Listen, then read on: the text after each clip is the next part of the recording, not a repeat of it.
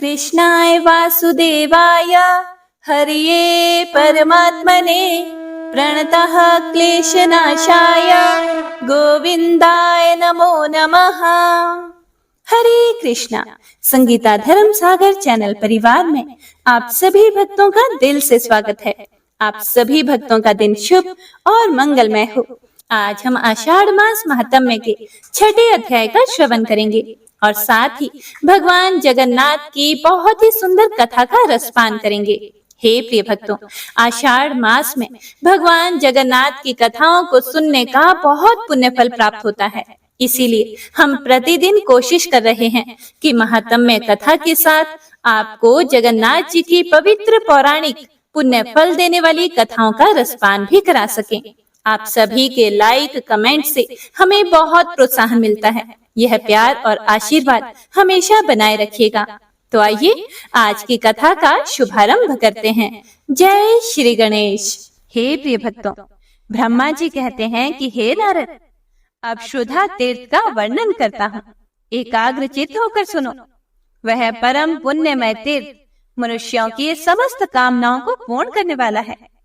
पूर्व काल में कण्व नाम से प्रसिद्ध एक ऋषि थे। वे वेद वेत्ताओं में श्रेष्ठ और तपस्वी थे। महर्षि कण्व भोग से पीड़ित होकर अनेक आश्रमों में घूमा करते थे। एक दिन वे गौतम के पवित्र आश्रम पर आए।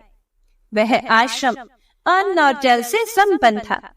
अपने को क्षुधा से पीड़ित और गौतम को वैभवशाली देख कण्व का मन विरक्ति से भर गया और वे सोचने लगे कि गौतम भी एक श्रेष्ठ ब्राह्मण है और मैं भी उन्हीं की भांति तपोनिष्ठ हूँ। बराबर वाले के पास याचना करना कदापि उचित नहीं है। इसीलिए यद्यपि मैं भोग से व्याकुल हूँ और मेरे शरीर में पीड़ा भी हो रही है, तब भी गौतम के घर में भोजन नहीं करूंगा।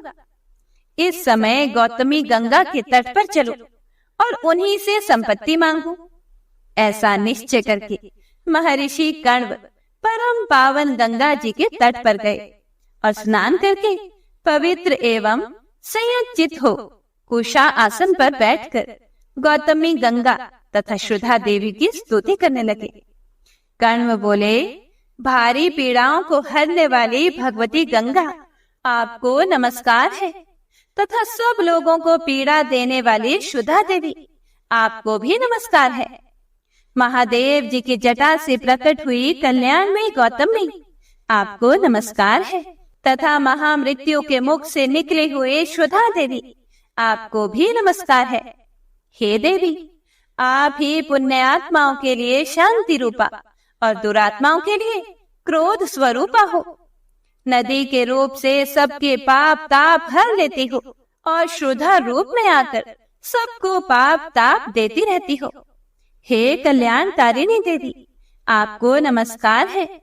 पापों का दमन करने वाली गंगा, आपको प्रणाम है। हे भगवती शांति करी, आपको नमस्कार है।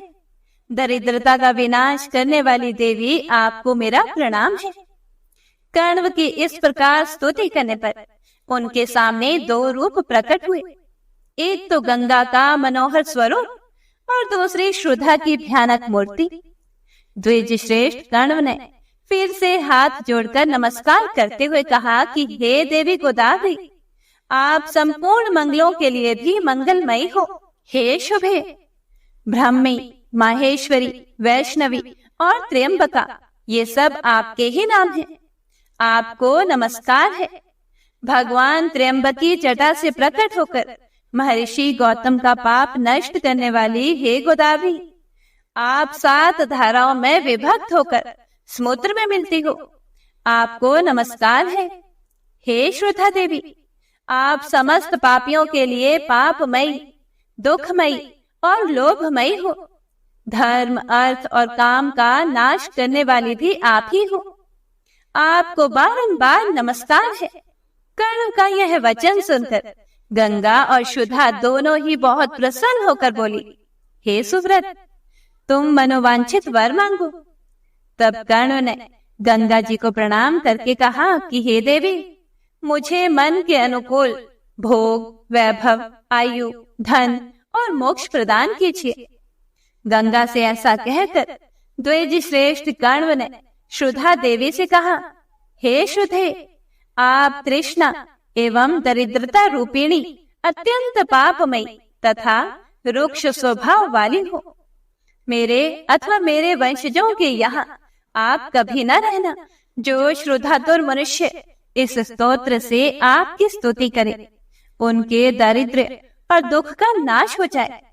जो लोग इस परम पुण्यमय तीर्थ में भक्ति पूर्वक स्नान, दान और जप आदि करे, वे धन संपत्ति के भागी हों। जो तीर्थ अथवा अपने घर में इस स्तोत्र का पाठ करे, उसे दरिद्रता और दुख से कभी भय ना हो। एवं अस्तु कहकर गंगा और शुद्धा दोनों अपने अपने स्थान को चली गई। तब से उस तीर्थ के 3 नाम हो गए, काण्व तीर्थ, गंगा तीर्थ और शुद्धा तीर्थ। हे नारद, वह तीर्थ सब पापों को दूर करने वाला और पितरों की प्रसन्नता को बढ़ाने वाला है। गोदावरी में अहल्या संगम नामक एक तीर्थ है, जो तीनों लोकों को पवित्र करने वाला है। हे मुनिश्रेष्ठ, उस तीर्थ की उत्पत्ति का वृतांत सुनो। पूर्व काल की बात है, मैंने अत्यंत कौतूहलवश कुछ सुंदरी कन्याओं की सृष्टि की। उनमें से एक कन्या सबसे श्रेष्ठ और उत्तम लक्षणों से युक्त थी। उसके सब अंग बड़े ही मनोहर तथा रूप और गुणों से संपन्न थे। उस समय मेरे मन में यह विचार हुआ कि कौन पुरुष इस कन्या का पालन पोषण करने में समर्थ है। सोचने पर महर्षि गौतम ही मुझे समस्त गुणों में श्रेष्ठ, तपस्वी, बुद्धिमान, समस्त शुभ लक्षणों से सुशोभित और वेद वेदांगों के ज्ञाता प्रतीत हुए। इसीलिए उन्हीं को मैंने वह कन्या दे दी और कहा कि हे मुनिश्रेष्ठ, जब तक यह युवती ना हो जाए तब तक तुम ही इसका पालन पोषण करना। युवावस्था होने पर पुनः इस साध्वी कन्या को मेरे पास ले आना। ऐसा कहकर मैंने गौतम को वह कन्या समर्पित कर दी। गौतम अपने तपोबल से निष्पाप हो चुके थे। उन्होंने विधि पूर्वक उस कन्या का पालन पोषण किया और युवती होने पर उसे वस्त्राभूषणों से सुसज्जित करके मेरे पास ले आए। उस समय उनके मन में कोई विकार नहीं था।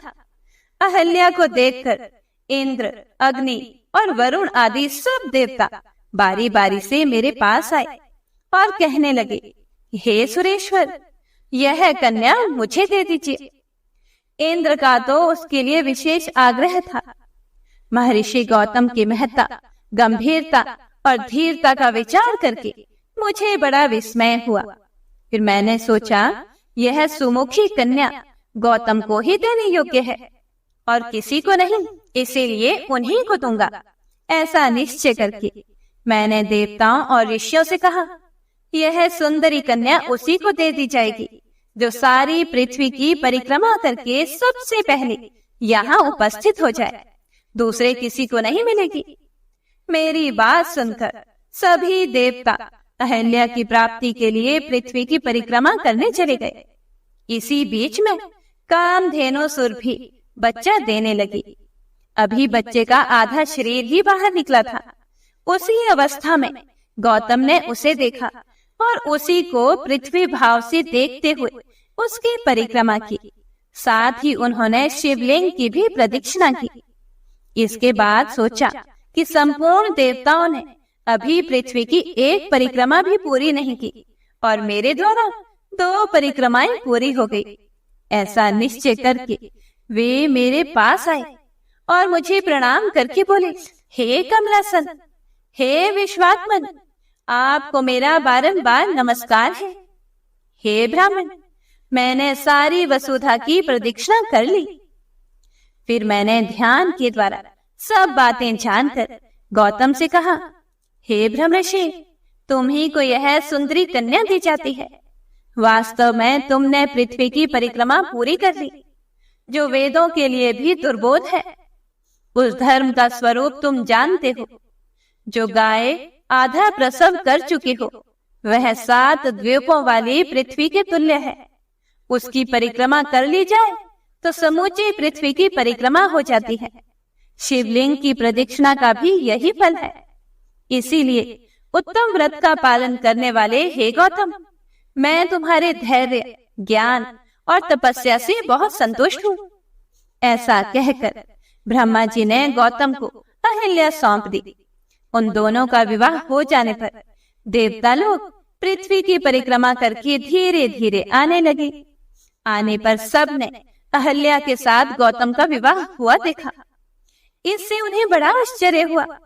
अंत में सभी देवता स्वर्ग में चले गए, परंतु इंद्र के मन में इससे बड़ी ईर्ष्या हुई।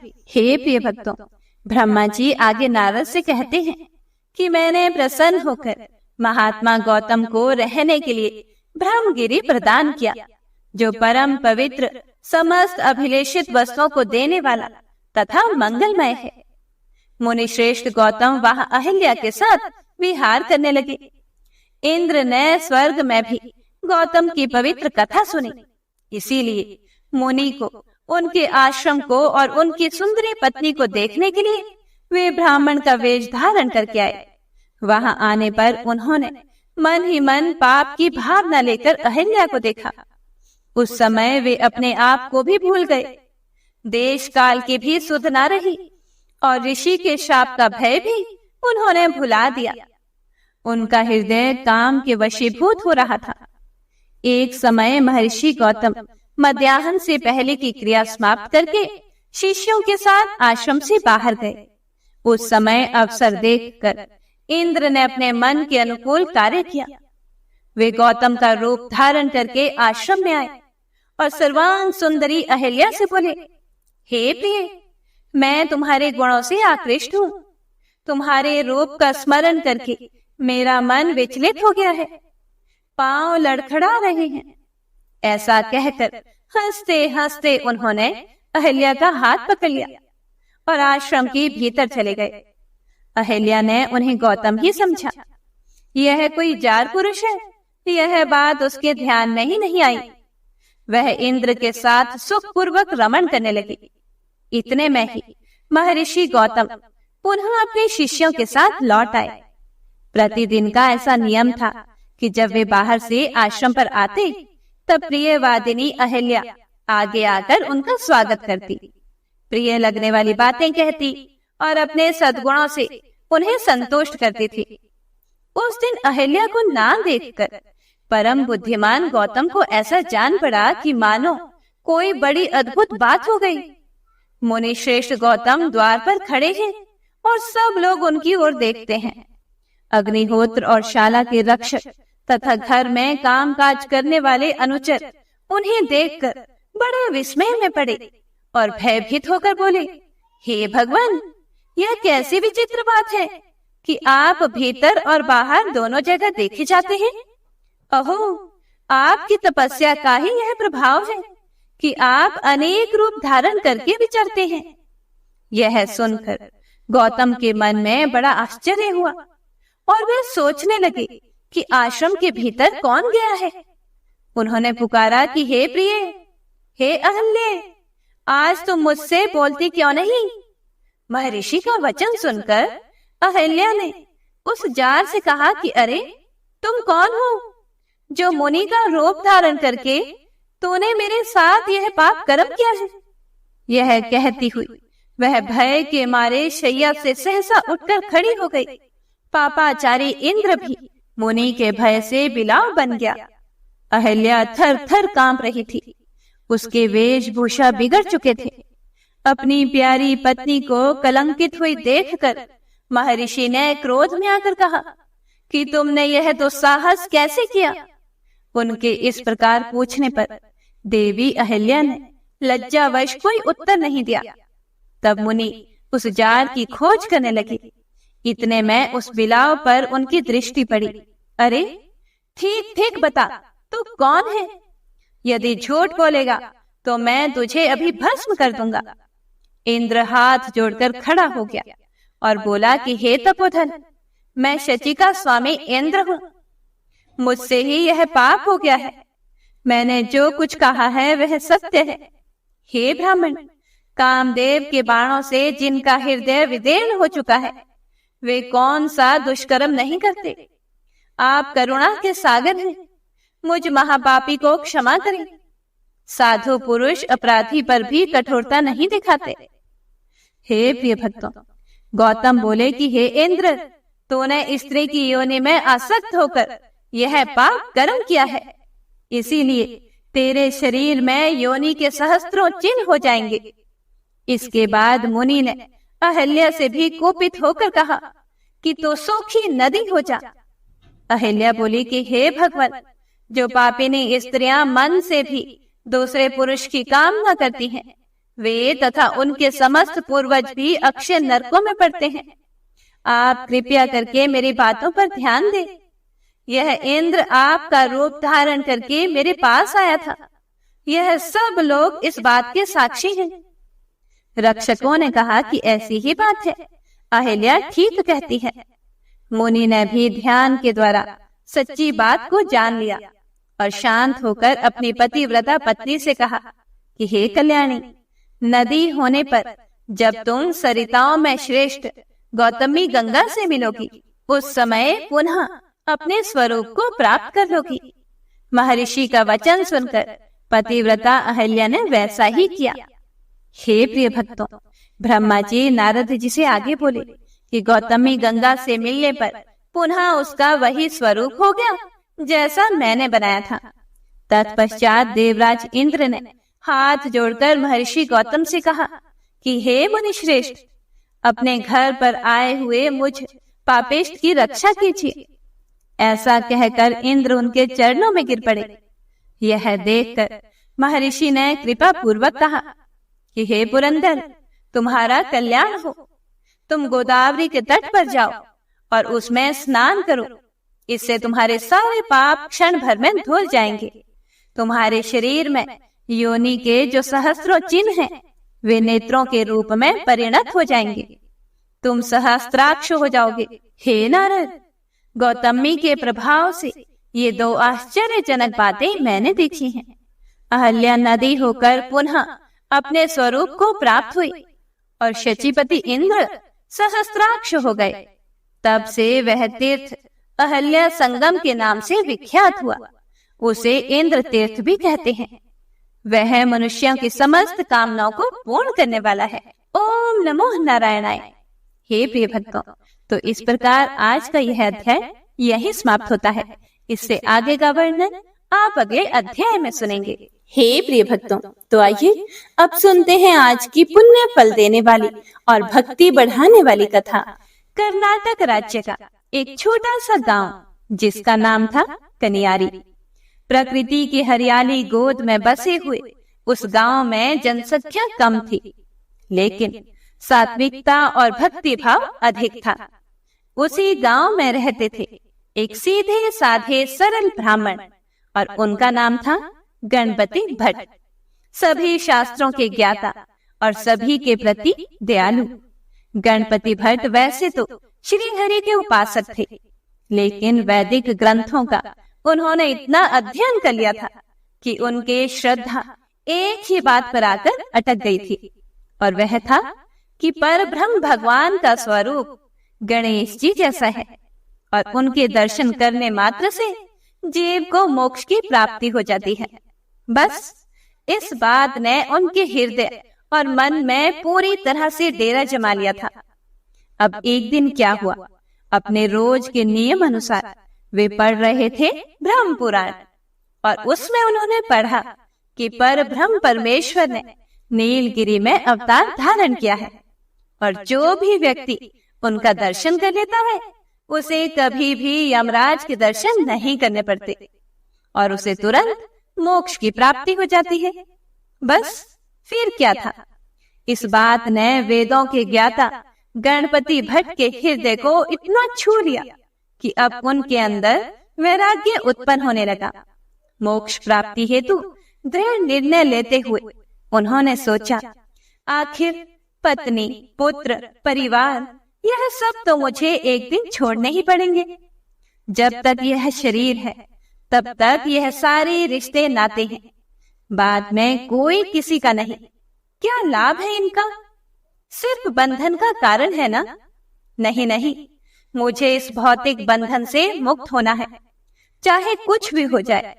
मैं अवश्य ही श्री क्षेत्र पुरी धाम में जाकर परब्रह्म के दर्शन करूंगा और मोक्ष की प्राप्ति करूंगा। बस यह सोचकर गणपति भट्ट ने घर का त्याग कर दिया और निकल पड़े पूरी धाम की ओर। हे प्रिय भक्तों, एक बार जब भगवान से मिलने की लगन लग जाए तो फिर पैर कहाँ रुक पाते हैं और कहाँ कोई सांसारिक बंधन ही आड़े आते हैं। तो बस पैदल यात्रा करते हुए बिल्कुल एक सन्यासी की तरह गणपति भट्ट मोक्ष के मार्ग की ओर आगे बढ़ने लगे। रास्ते में भिक्षा मांगकर अपने पेट की भूख मिटाते और अगर किसी दिन कुछ भोजन नहीं मिल पाता तो सूखी पत्तियां और जल पीकर पेट भर लेते। इस प्रकार मन में परब्रह्म के दर्शन करके मोक्ष प्राप्त करने की एकमात्र इच्छा लेकर आखिरकार गणपति भट्ट अथर नाला पहुंच गए। हम आपको बता दें कि अथर नाला को पुरी का प्रवेश द्वार कहा जाता है और जब सभी भक्त रथ यात्रा के लिए पुरी आते थे तब चैतन्य महाप्रभु उसी स्थान पर खड़े होकर उन सबका स्वागत करते थे। अथर नाला के विषय में कहा जाता है कि जो भी व्यक्ति इस स्थान से होकर पुरी में प्रवेश करता है उसे यमराज के दंड का सामना नहीं करना पड़ता। तो बस गणपति भट्ट ने भी इस स्थान का अत्यंत भक्तिभाव पूर्वक दर्शन किया और कुछ समय वहीं पर रुक गए। जब उस स्थान पर वे थे तो उन्होंने कुछ भक्तों को वहां से गुजरते हुए देखा। उनके चेहरे पर अत्यंत प्रसन्नता और संतुष्टि के भाव थे और हाथ में थे प्रसाद के पात्र। उन्हें इतना प्रसन्न देखकर गणपति भट्ट ने जिज्ञासावश उनसे पूछा कि कृपया आप सब मुझे यह बताएं कि आप कहां से आ रहे हैं और आपकी इतनी प्रसन्नता का कारण क्या है? क्या आपको कोई अनमोल चीज मिल गई है? यात्रियों ने उत्तर देते हुए कहा कि हे ब्राह्मण, हम जगन्नाथ मंदिर से वापस आ रहे हैं। हमने 5 दिन वहां व्यतीत किए और भगवान जगन्नाथ के सुंदर विग्रह के दर्शन किए और अब हम पूर्ण संतुष्टि और प्रसन्नता के साथ वापस अपने अपने घर जा रहे हैं। यह सुनकर गणपति भट्ट ने आश्चर्य से उन यात्रियों से पूछा कि क्या आपने सच में नीलाचल में परब्रह्म के दर्शन किए? यात्रियों ने प्रसन्न होकर कहा कि हाँ बिल्कुल, हमने परब्रह्म के दर्शन किए हैं। इतना कहकर सभी यात्री तो आगे निकल गए, लेकिन पीछे छोड़ गए गणपति भट्ट के मन में जन्मे एक संशय को। वे मन ही मन सोचने लगे, लेकिन मैंने तो पुराणों में पढ़ा था कि जो नीलगिरी धाम में परब्रह्म का दर्शन करता है उसे उसी क्षण मोक्ष की प्राप्ति हो जाती है और फिर सभी शास्त्र भी तो यही कहते हैं। फिर यह सभी यात्री वापस कैसे? नहीं नहीं, यह नहीं हो सकता। उन्होंने किसी और के दर्शन किए होंगे। गणपति भट्ट ने वापस आ रहे कुछ और यात्रियों को भी रोककर यही सवाल पूछा और उन्होंने भी यही उत्तर दिया कि वह परब्रह्म के दर्शन करके आ रहे हैं। और बस गणपति भट्ट की बुद्धि चकरा गई। यह बात उनके गले से ही नहीं उतर रही थी कि यदि कोई वास्तव में परब्रह्म का दर्शन करे और उसे मोक्ष न मिले।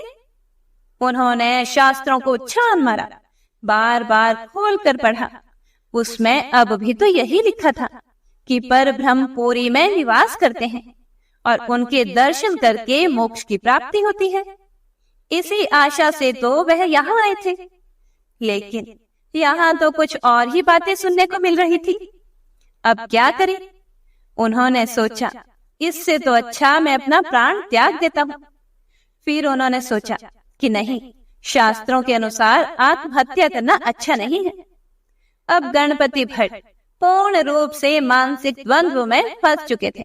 हे प्रिय भक्तों, अब देखिए हमारे भक्त वत्सल जगन्नाथ जी से यह बात छिपी कैसे रह सकती है और अपने भक्तों की सहायता किए बिना उन्हें चैन कहां से आ सकता है? तो बस परब्रह्म जगन्नाथ एक साधारण बूढ़े ब्राह्मण का रूप लेकर आ पहुंचे, गणपति भट्ट के पास उनकी शंकाओं का समाधान करने। मधुर वाणी में उन्होंने गणपति भट्ट से पूछा, हे ब्राह्मण, आप कहाँ से आए हैं और इतने दुखी क्यों लग रहे हैं?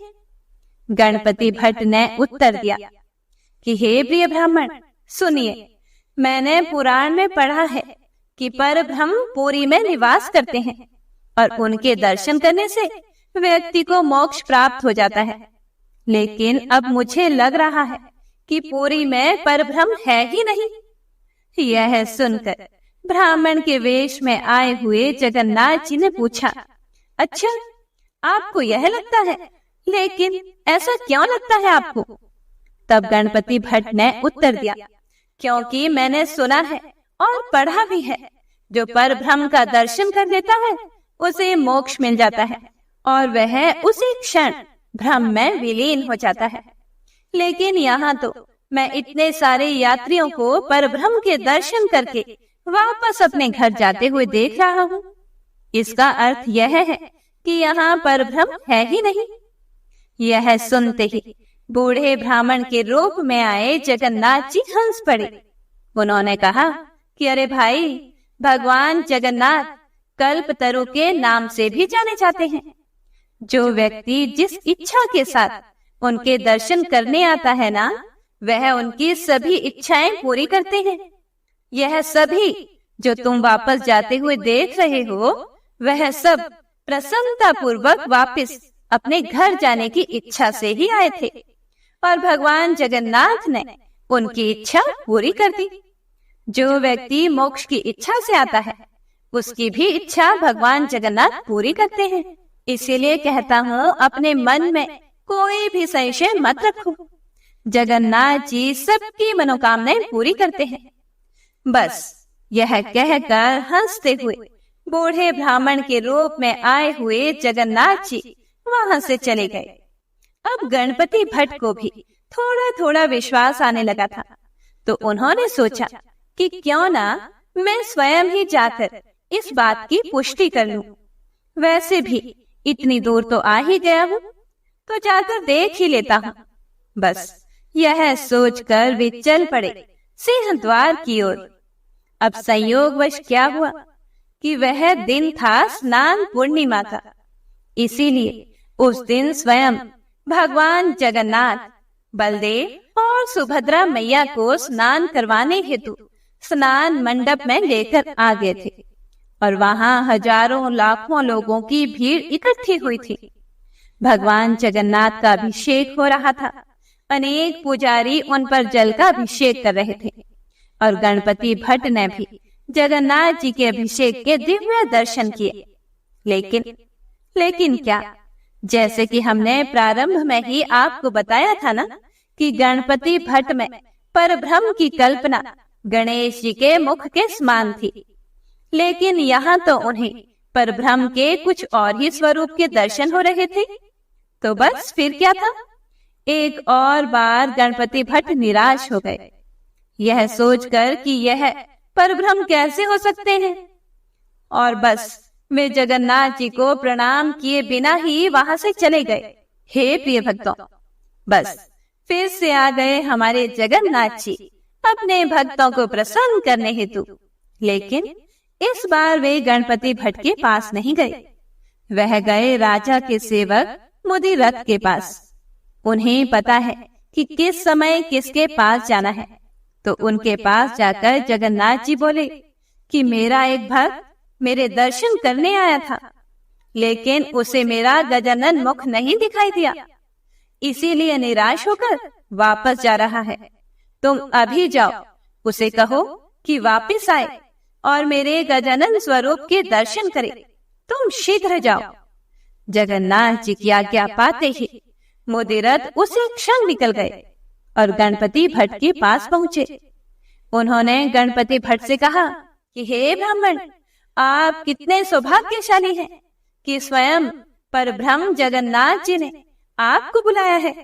वे सबकी मनोकामनाएं पूर्ण करते हैं, इसीलिए आप इसी क्षण मेरे साथ चलिए और आपको अपने प्रिय गजानन स्वरूप में भगवान जगन्नाथ जी के दर्शन होंगे। उसमें कोई संशय नहीं है। हे प्रिय भक्तों, वैसे गणपति भट्ट का मन तो नहीं मान रहा था, लेकिन अब राजा के प्रतिनिधि स्वयं आए थे, इतना आग्रह कर रहे थे, इसीलिए गणपति भट्ट उनके साथ चले गए। वहां जाकर उन्होंने जगन्नाथ जी के दर्शन किए तो देखा जगन्नाथ और बलराम दोनों के सामने गज के समान लंबी सूंड बनी हुई थी और एक सुंदर दंत भी था। यह देखकर गणपति भट्ट भगवान के चरणों में गिर पड़े। उन्होंने भगवान को अनेक प्रार्थनाएं अर्पित की और उनका गुणगान करते हुए उस जमीन पर गिर पड़े। उन्होंने परब्रह्म का ध्यान किया और उसी क्षण उनकी आत्मा उनके शरीर से निकलकर जगन्नाथ जी के विग्रह में समाविष्ट हो गई और इस दिव्य घटना के साक्षी बने वहां उपस्थित तमाम लोग।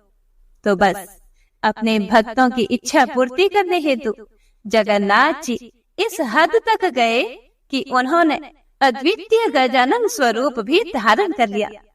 तो ऐसे हैं हमारे जगन्नाथ जी। हे प्रिय भक्तों, भगवान जगन्नाथ जी की महानता देखिए। भगवान ब्रह्मा और भगवान शिव भी इनकी पूजा करते हैं। अपने भक्त को संतुष्ट करने के लिए उन्होंने हाथी का चेहरा स्वीकार किया, इसीलिए उन्हें भावग्राही कहा जाता है, जो अपने भक्त के भाव को स्वीकार करते हैं। हे प्रिय भक्तों, तो एक बार प्रेम से बोलिए जगन्नाथ भगवान की जय। आइए अब गजेंद्र मोक्ष स्तोत्र का पाठ करते हैं। और हे प्रिय भक्तों, इस पाठ को करते समय अगर हम अपने मन में यह भावना रखें कि हे श्री हरि विष्णु, हे मेरे प्रभु, जिस प्रकार से आपने गजेंद्र को परेशानी से बाहर निकाला, उसी प्रकार से हमें भी हमारी परेशानियों से बाहर निकालिए, तो यकीन मानिए निश्चित ही भगवान श्री हरि विष्णु हमारी मदद स्वयं करते हैं। तो आइए अब सच्चे मन से भगवान श्री हरि विष्णु का ध्यान करके इस परम कल्याणकारी स्तोत्र का पाठ करते हैं। जय श्री हरि विष्णु। शुक जी ने कहा कि बुद्धि के अनुसार पिछले अध्याय में वर्णन किए गए रीति से अपने मन को नियंत्रित करके और हृदय को स्थिर करके गजेंद्र अपने पिछले जन्म में याद किए गए सर्वोच्च कार्य और बार बार जप किए जाने वाले स्तोत्र का जाप करने लगा। गजेंद्र ने मन ही मन श्री हरि को ध्यान करते हुए कहा, जिनके प्रवेश करने से शरीर और मन चेतन की तरह व्यवहार करने लगते हैं, ओम द्वारा लक्षित और पूरे शरीर में प्रकृति और पुरुष के रूप में प्रवेश करने वाले उस सर्वशक्तिमान देवता का मैं मन ही मन स्मरण करता हूँ, जिनके सहारे ये पूरा संसार टिका हुआ है, जिनसे ये संसार अवतरित हुआ है और जिन्होंने प्रकृति की रचना की है और जो खुद उसके रूप में प्रकट हैं, लेकिन इसके बावजूद भी वो इस पूरी दुनिया से सर्वोपरि और श्रेष्ठ हैं। ऐसे अपने आप और बिना किसी कारण के भगवान की मैं शरण में जाता हूँ और अपने संकल्प शक्ति के बल पर अपने ही स्वरूप में रचित और सृष्टि काल में प्रकट एवं प्रलय में अप्रकट रहने वाले इस शास्त्र प्रसिद्धि प्राप्त कार्य कारण रूपी संसार को, जो बिना कुंठित दृष्टि के साक्ष्य रूप में देखते रहने पर भी लिप्त नहीं होते, चक्षु आदि प्रकाशकों के परम प्रकाशक प्रभु, आप मेरी रक्षा करें। बीतते गए समय के साथ तीनों लोकों और ब्रह्मादि लोकपालों के पंचभूत में प्रवेश कर जाने पर और पंचभूतों से लेकर महत्वपूर्ण सभी कारणों के उनकी परम करुणा स्वरूप प्रकृति में मगन हो जाने पर, उस समय दुर्गेय और घोर अंधकार रूपेण प्रकृति ही बच रही थी। उस अंधकार से परे अपने परम धाम में जो सर्वव्यापी भगवान सभी दिशाओं में प्रकाशित होते रहते हैं, वो भगवान मेरी रक्षा करें। विभिन्न नाट्य रूपों में अभिनय करने वाले और उस अभिनेता के वास्तविक स्वरूप को जिस प्रकार से साधारण लोग भी नहीं जान पाते, उसी तरह से सत्व प्रधान देवता और महर्षि भी जिनके स्वरूप को नहीं जान पाते, ऐसे में कोई साधारण प्राणी उनका वर्णन कैसे कर सकता है। ऐसे दुर्गम चरित्र वाले भगवान मेरी रक्षा करें।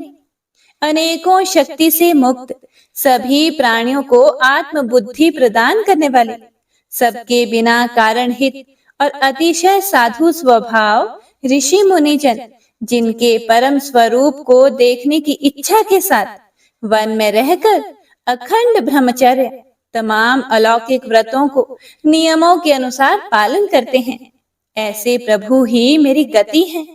वह जिनका हमारी तरह ना तो जन्म होता है और ना जिनके द्वारा अहंकार प्रेरित कर्म ही होते हैं, जिनके निर्गुण स्वरूप का ना कोई नाम है और ना ही कोई रूप है। इसके बावजूद भी समय के साथ इस संसार की सृष्टि और प्रलय के लिए अपनी इच्छा से अपने जन्म को स्वीकार करते हैं। उन अनंत शक्ति संपन्न परम ब्रह्म परमेश्वर को मेरा नमस्कार है। उन प्राकृत आकार रहित और अनेक रूप वाले अद्भुत भगवान को मेरा बारंबार नमस्कार है।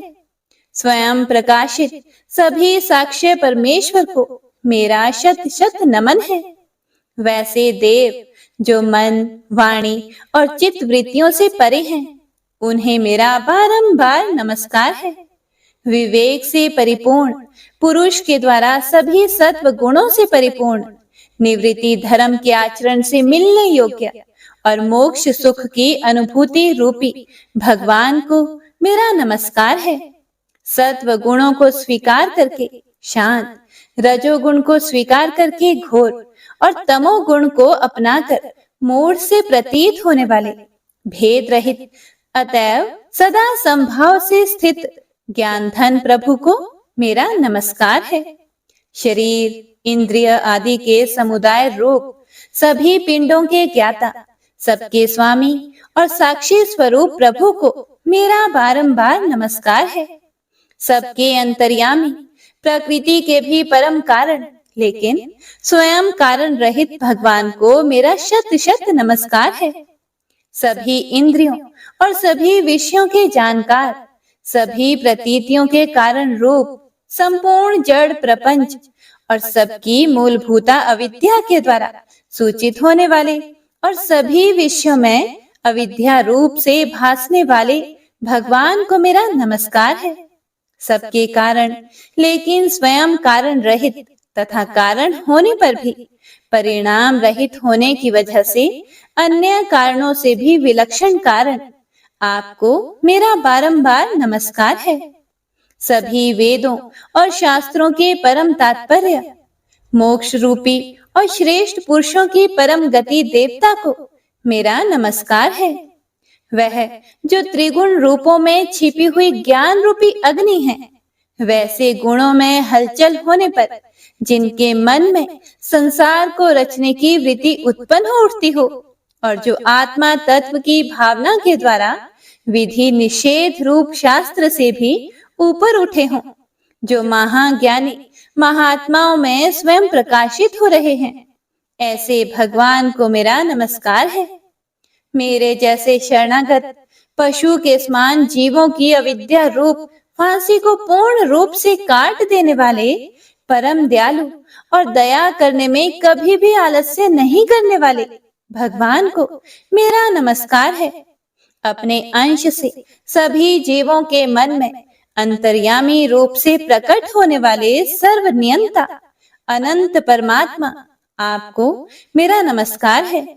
जो शरीर, पुत्र, मित्र, घर और संपत्ति सहित कुटुंबियों में अशक्त लोगों के द्वारा कठिनाई से मिलते हों और मुक्त पुरुषों के द्वारा अपने हृदय में निरंतर चिंतित ज्ञान स्वरूप सर्व समर्थ परमेश्वर को मेरा नमस्कार है। वह जिन्हें धर्म, अभिलाषित भोग, धन और मोक्ष की कामना से मनन करके लोग अपनी मनचाही इच्छा पूर्ण कर लेते हैं, अपितु जिन्हें विभिन्न प्रकार के अयाचित भोग और अविनाशी पार्षद शरीर भी देते हैं, वैसे अत्यंत दयालु प्रभु मुझे इस प्रकार की विपदा से हमेशा के लिए बाहर निकालें। वह जिनके एक से अधिक भक्त हैं, जो मुख्य रूप से एकमात्र उसी भगवान की शरण में है, जो धर्म, अर्थ आदि किसी भी पदार्थ को नहीं चाहते, अपितु जो केवल उन्हीं के परम मंगलमय एवं अत्यंत विलक्षण चरित्र का गुणगान करते हुए उनके आनंदमय समुद्र में गोते लगाते रहते हैं। उन अविनाशी, सर्वव्यापी, सर्वमान्य ब्रह्मादि के भी नियामक, अभक्तों के लिए भी हमेशा प्रकट होने वाले, भक्ति योग द्वारा प्राप्त अत्यंत निकट होने पर भी माया के कारण अत्यंत दूर महसूस होने वाले, इंद्रियों के द्वारा अगम्य और अत्यंत दुर्विज्ञ, अंत रहित, लेकिन सभी के आदि कारक और सभी तरफ से परिपूर्ण उन प्रभु की मैं स्तुति करता हूँ।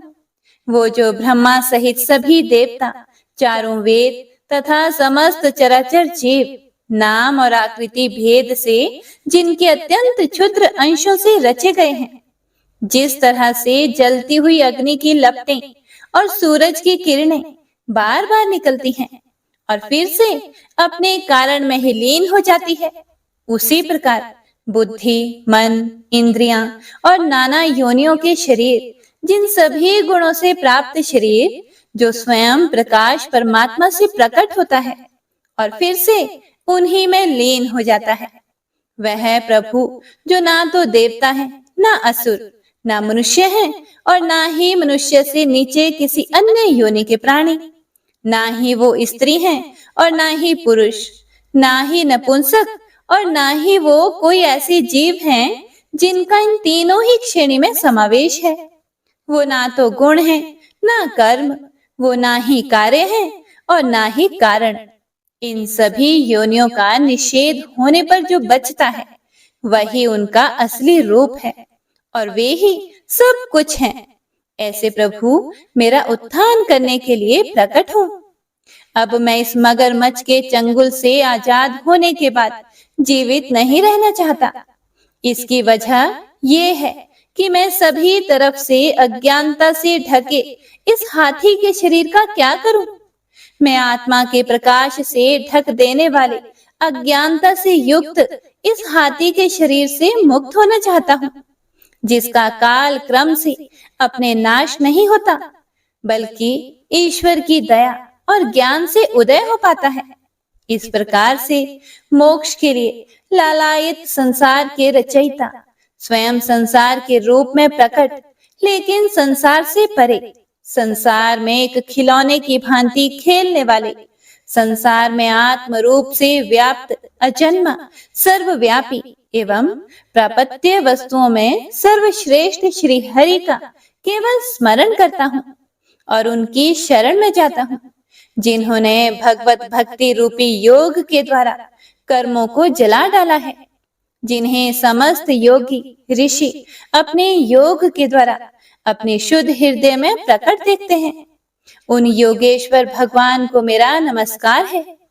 वह जिनके त्रिगुणे शक्तियों का राग, रूप, वेग और असह्य है, जो सभी इंद्रियों के विषय रूप में मौजूद हैं। वह जिनकी इंद्रियां समस्त विषयों में ही बसी रहती है। ऐसे लोगों को जिनको मार्ग मिलना भी संभव नहीं है, वैसे शरणागत एवं अपार शक्तिशाली वाले भगवान आपको मेरा बारंबार नमस्कार है। जिनकी अविद्या नाम के शक्ति के कार्य रूप अहंकार से ढके हुए हैं, वह जिनके रूप को जीव समझ नहीं पाते हैं, ऐसे अपार महिमा वाले भगवान की मैं शरण लेता हूँ। हे प्रिय भक्तों, श्री सुखदेव जी कहते हैं कि वह जिसने पूर्व प्रकार से भगवान के भेद रहित सभी निराकार रूप का वर्णन किया था, उस गजराज के करीब जब ब्रह्मा आदि अन्य कोई भी देवता नहीं आए, जो अपने विभिन्न प्रकार के विशेष विग्रहों को ही अपना रूप मानते हैं, ऐसे में साक्षात विष्णु जी, जो सभी के आत्मा होने के कारण सभी देवताओं के रूप हैं, तब वह वहां पर प्रकट हुए। गजराज को इस प्रकार से दुखी देखकर और उसके पढ़े गए स्तुति को सुनकर चक्रधारी प्रभु इच्छानुसार वेग वाले गरुड़ की पीठ पर सवार होकर सभी देवों के साथ उस स्थान पर पहुंचे जहां वह गज था। गज अर्थात हाथी था। सरोवर के अंदर महाबलशाली मगरमच्छ द्वारा जकड़े और दुखी उस हाथी ने आसमान में गरुड़ की पीठ पर बैठे और हाथों में चक्र लिए भगवान श्री हरि विष्णु को आते हुए जब देखा, तो वह अपनी सूंड में पहले से ही उनकी पूजा के लिए रखे कमल के फूल को श्री हरि पर बरसाते हुए कहने लगा, सर्व पूज्य भगवान श्री हरि नारायण, आपको मेरा प्रणाम है। सर्व पूज्य भगवान श्री हरि, आपको मेरा नमस्कार है। लाचार हाथी को पीड़ित देखकर श्री हरि विष्णु गरुड़ से नीचे उतरकर सरोवर में उतर आए और वह दया से प्रेरित होकर ग्राह सहित उस गज को तुरंत ही सरोवर से बाहर निकाल आए और देवताओं के देखते ही देखते अपने चक्र से मगरमच्छ के गर्दन को काट दिया और हाथी को उस पीड़ा से बाहर निकाल लिया। तो इसी के साथ गजेंद्र मोक्ष स्तोत्र संपूर्ण हुआ। तो सभी एक बार प्रेम से बोलिए, भगवान श्री हरि विष्णु की जय। बंशी शोभित कर मधुर नील जलद तन श्याम, अरुण अधर जनु बिंब फल नयन कमल अभिराम, पूर्ण इंद्र अरविंद मुख पीतांबर शुभ साज, जय मन मोहन मदन छवि कृष्ण चंद्र महाराज।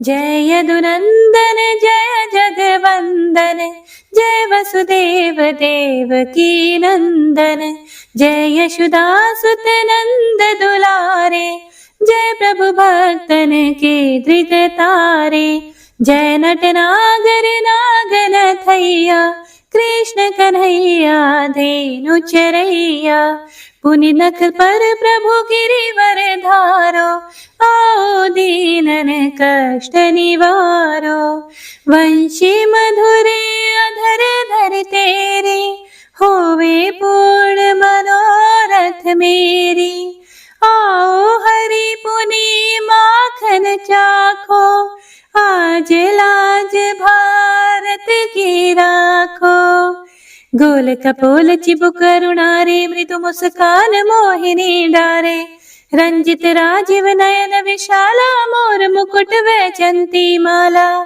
कुंडल श्रवण पीत पटाछे, कटि किंकणी काछन काछे, नील जलज सुंदर तनु सोहे, छवि लखि सुर नर मुनि मन मोहे, मस्तक तिलक अलक घुंघराले, आओ कृष्ण बांसुरी वाले, करि पय पान पूत नहीं तार्यो, अका बका का सुर मार्यो, मधुवन जलत अग्नि जब ज्वाला, भय शीतल लखि तहि नंद लाला, सुरपति जब ब्रज चढ़े और साई, मोसर धार वारी वर्षाई, लगत लगत ब्रज चहन बहायो, गोवर्धन नख धारी बचायो, लखी यशोदा मन ब्रह्म अधिकाई, मुख मह 14 भुवन दिखाई, दुष्ट कंस अति उधम मचायो, कोटि कमल जब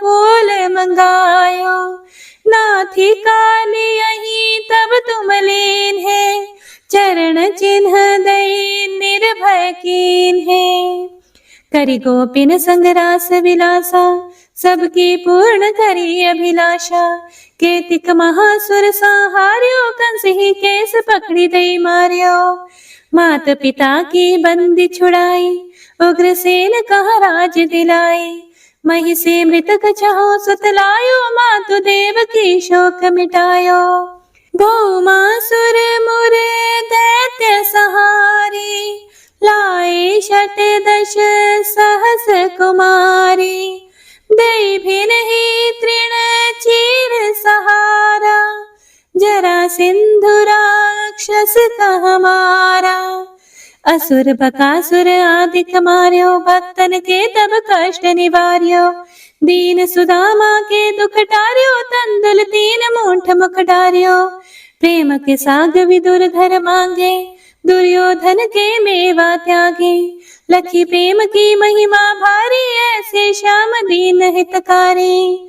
भारत के पारथ रथ हाके, लिए चक्र करे नहीं बलता के।